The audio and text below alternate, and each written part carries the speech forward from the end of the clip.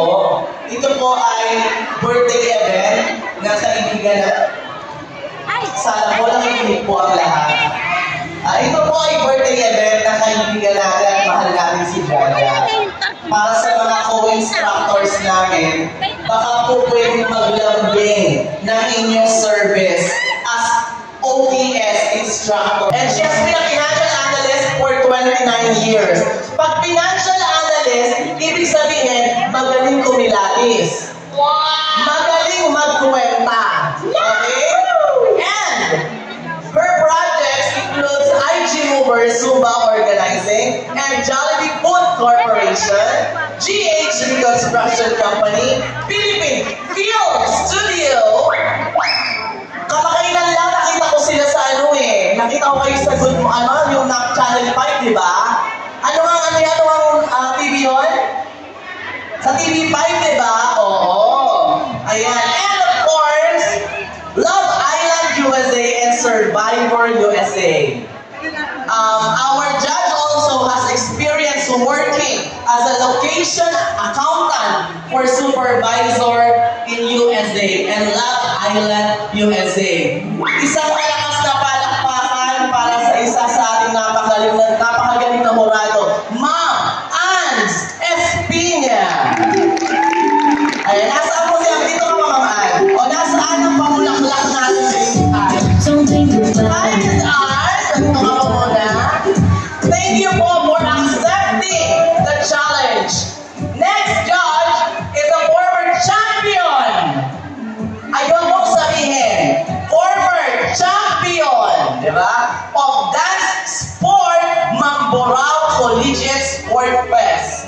2003 Regional A member and team coordinator of MZL Crew, Malagasang Zumba Ladies. Isa po siyang TikTokerist, a businesswoman, and a licensed professional teacher. So, pag licensed professional teacher ay iingatan ang kanyang dignidad at hindi mangluluto. Tawagin natin si Ma'am Apple Benasas. Ayan, okay? Siya yun! Si Mama Apple yun! Siya yung nanay ni Ayumi. Nanay ka talaga? My God, akalain mo, nagkaroon ka ng anak na gano'n? Ayan, okay. And our next judge also, a professional experienced choreographer. Pag choreographer, mahusay kumilatis yan. Verdugo, in-house talent artist ng ASAP ABS-CBN noong 2016 to 2017. He collaborated on dance choreography for various television productions, including Master Showman, ASAP, and Unang Hirit.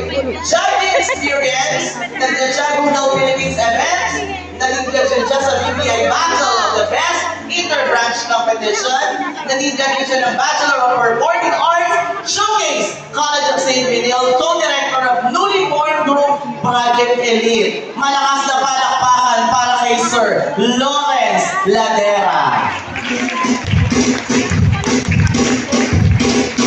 Dito ka, sir!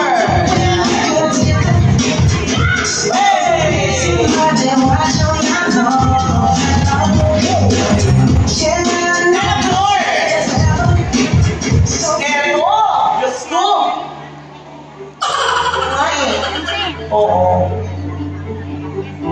Okay, parang nobela. Sa sobrang dami ng credentials niya, my God, hindi ko na babasahin lahat. Kasi talaga namang siya ay isang huwara na talaga namang karapat-dapat na magpupurado natin ngayong hapon. And anyway, nakakatuwa nga po dahil pinagbigyan niya tayo. Sa sobrang busy niya, nandito siya. Marami siyang credentials, pero siya po ay talaga namang hindi matatawaran ang mga na-achieve. Ang dami hindi ko nasasabihin. With no further ado, palakpakan po natin si Ma'am Kim San Pedro. Ano ba, sir? Sorry, Sir Kim San Pedro. Lalaki pala. Patawagin ko ko, kuya. Bakla lang. Bakla, nagkakamali. Bakit? Kung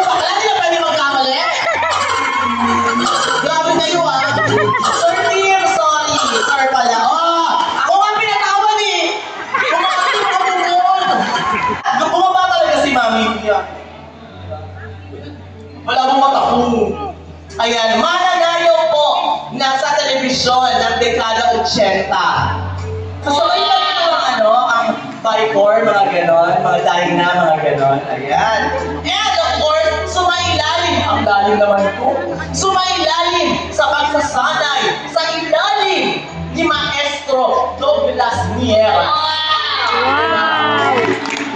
Magalalim yung pag nanggaling kay Douglas Nieras, ano pa ba?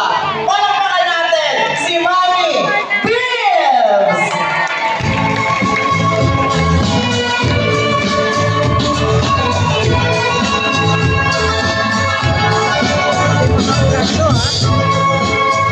Ayan, sila po ang ating panel of judges. Muli isang malakas at maingay na palakpakan.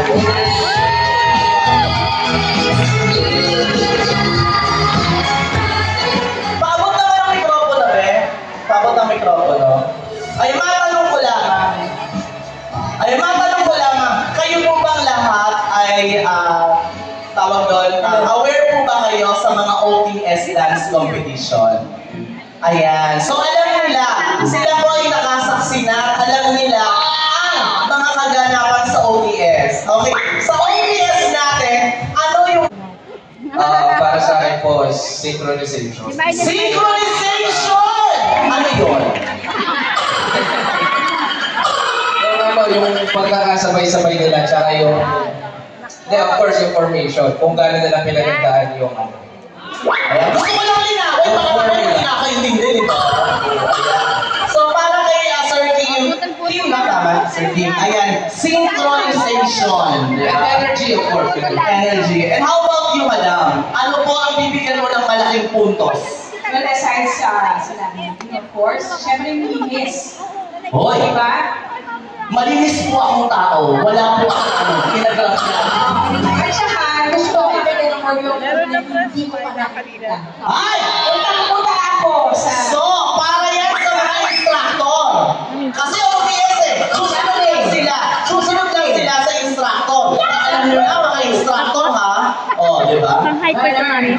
Paano pag wala kang nakitang bago? Eh di uno. Uno? Lako mga instructor. How about you, sir? Ano yung mas bibigyan mo ng mataas na puntos? Diba, synchronize na, tapos may makitang bago. Okay, so, alam naman natin kung ano talaga kung ano yung nangyayari sa contest. Diba, kaya nga sinabi ko on the spot contest. Kung paano nyo i-gather yung moment, paano nyo ba siya i-deliver ng maayos. Energy na tayo pag nasa gitna. Ba yan? Energy. Mukha na ba siya? Energy tayo pag nasa gitna. Fitness ba yan? Or, alam niyo yun, tama rin na may makita tayong bago, pero, kailangan properly executed ba? Yes! Diba? Yun. Execution ang malaking puntos, diba? Para sa kanya. And how about you, ma'am? Ikaw po. Ano po ang malaking puntos na bibigyan mo? Sa akin po, yung execution at timing po sa nila. Oo nga, timing no. Merong mga galing yan, minsan wala na sa timing no.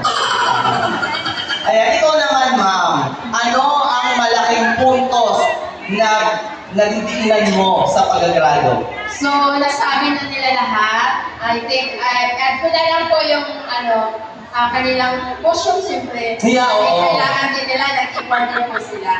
Siyempre, nandiyan na yung choreography, at saka yung synchronization, at saka, dahil nasabi na nila, so, yun na lang, wala na additional. Ayan, so sa kanya naman yung ganda na lang. Kailangan maganda lang tayo with your costume and with your aura.